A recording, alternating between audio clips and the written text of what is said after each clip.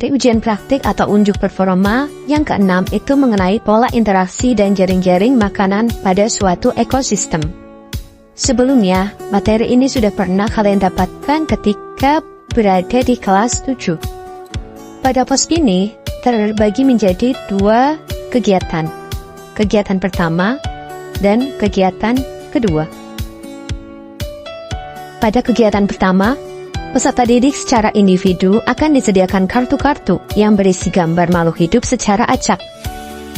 Berdasarkan gambar yang disediakan tersebut, peserta didik diminta untuk menyusunnya menjadi jaring-jaring makanan pada suatu ekosistem. Peserta didik wajib menggunakan seluruh kartu untuk membuat jaring-jaring makanan.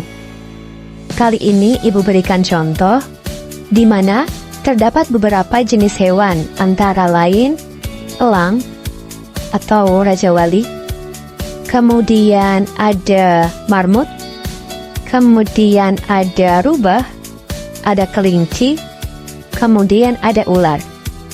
Selain itu ada tumbuhan atau tanaman wortel, dan juga ada jamur. Setelah melihat dengan jelas gambar keenam makhluk hidup tersebut, kalian akan diminta untuk membuat jaring-jaring makanan. Langkah pertama yang dilakukan ialah menempel ke-6 makhluk hidup tersebut pada LKPD yang sudah disediakan. Nah, masing-masing gambar itu merupakan komponen penyusun ekosistem yang akan kalian buat. Agar lebih mudah, tipsnya adalah kalian tentukan dulu makhluk hidup yang berperan sebagai produsen. Makhluk hidup yang berperan sebagai produsen pastilah ia merupakan tumbuhan. Selanjutnya, tentukan makhluk hidup yang memakan produsen. Makhluk hidup yang memakan produsen merupakan konsumen 1. Makhluk hidup yang memakan konsumen 1 disebut konsumen 2. Makhluk hidup yang memakan konsumen 2 disebut konsumen 3. Kemudian, makhluk hidup yang berperan sebagai pengurai itu disebut dengan dekomposer atau detrivivor. Setelah menempelkan gambar, kemudian buatlah anak panah yang menunjukkan arah aliran energi. Arah aliran energi ini membentuk yang namanya rantai makanan. Dari rantai makanan yang sudah dibuat akan membentuk jaring-jaring makanan. Akan jaring-jaring makanan yang sudah terbentuk, maka kemudian tuliskan rantai makanan yang memungkinkan dari gambar jaring-jaring makanan kalian. Mari kita simak bersama berdasarkan contoh yang telah Ibu sajikan. Perhatikan baik-baik jaring-jaring makanan yang sudah dibuat. Sebelum kalian menentukan rantai makanan penyusun jaring-jaring makanan tersebut. Oke, sudah siap? Kita akan bahas masing-masing rantai makanan yang terbentuk. Makanan pertama yang terbentuk berdasarkan jaring-jaring makanan yang telah disajikan, yakni tanaman wortel dimakan oleh kelinci, dimakan oleh rubah, dimakan oleh Raja Wali, kemudian diuraikan oleh jamur.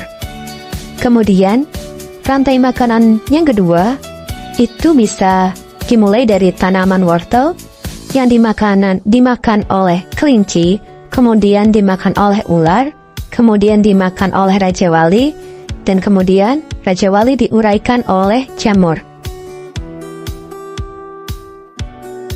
Sampai di sini, apakah bisa dipahami anak-anak?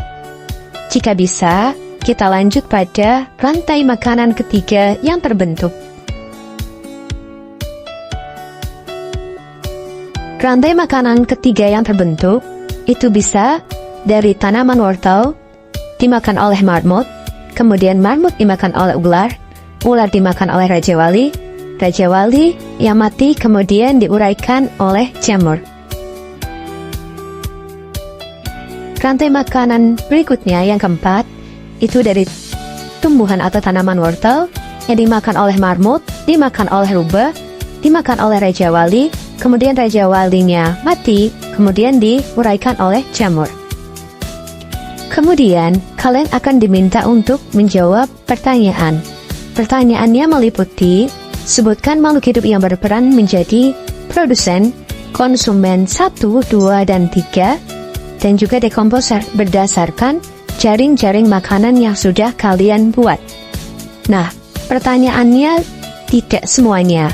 Bisa hanya ditanyakan produsen dan konsumen saja, atau bisa juga ditanyakan produsen, konsumen 1, dekomposer, atau bisa hanya ditanyakan produsen, konsumen 2, dekomposer, atau bisa saja ditanyakan dekomposernya saja. Berikut Ibu sampaikan catatan berkaitan dengan produsen, konsumen, dan dekomposer. Produsen merupakan makhluk hidup yang dapat membuat makanannya sendiri atau sering dikenal dengan istilah makhluk hidup autotrof.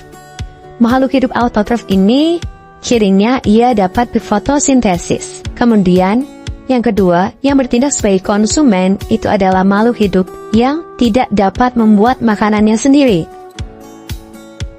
Setelah selesai mengerjakan kegiatan pertama, kita masuk ke kegiatan kedua. Pada kegiatan kedua, peserta didik mengambil sebuah amplop yang di dalamnya terdapat gambar 2 jenis makhluk hidup. Setelah itu, gambar makhluk hidup tersebut ditempelkan pada LKPD yang telah disediakan. Dan selanjutnya, peserta didik akan diminta untuk menyebutkan jenis interaksi yang terjadi pada kedua makhluk hidup tersebut, disertai alasannya. Kali ini Ibu berikan contoh. 2 makhluk hidup, yang pertama adalah manusia, yang kedua adalah bakteri Escherichia coli. Interaksi yang terjadi pada 2 jenis makhluk hidup tersebut bisa dalam bentuk simbiosis, ataupun predasi, ataupun kompetisi. Ternyata, interaksi antara bakteri Escherichia coli dengan manusia itu merupakan interaksi dalam bentuk simbiosis mutualisme, di mana hubungan kedua makhluk hidup ini adalah hubungan yang saling menguntungkan. Mengapa demikian? Hal ini dikarenakan bakteri Escherichia coli akan mendapatkan nutrisi di area usus besar manusia, dan manusia sendiri akan dibantu proses pencernaannya oleh bakteri Escherichia coli, khususnya dalam proses pembusukan sisa-sisa pencernaan. Lalu, kira-kira apa saja jenis interaksi yang mungkin muncul? Ya, pada kesempatan kali ini kami batasi jenis interaksi yang mungkin muncul atau yang sering muncul, itu antara lain simbiosis mutualisme atau hubungan yang saling menguntungkan, kemudian simbiosis parasitisme, di mana satu makhluk hidup itu untung, satu makhluk hidup lagi rugi. Selanjutnya ada simbiosis komensalisme, di mana satu makhluk hidup itu untung, satu makhluk hidup tidak untung dan juga tidak rugi. Yang keempat, ada predasi, di mana hubungan predasi ini salah satu bertindak sebagai predator dan salah satu bertindak sebagai mangsanya. Terakhir adalah kompetisi. Hubungan kompetisi ini terjadi ketika 2 makhluk hidup atau 2 jenis makhluk hidup itu membutuhkan makanan yang sama. Contoh, misalkan kambing dengan sapi, atau kambing dengan biri-biri, atau juga sapi dengan kerbau.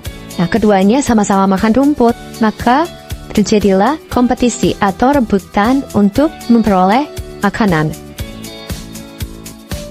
Apakah kalian bisa menyebutkan contoh lain untuk hubungan simbiosis mutualisme, simbiosis parasitisme, simbiosis komensalisme, predasi, dan kompetisi yang terjadi di lingkungan kita?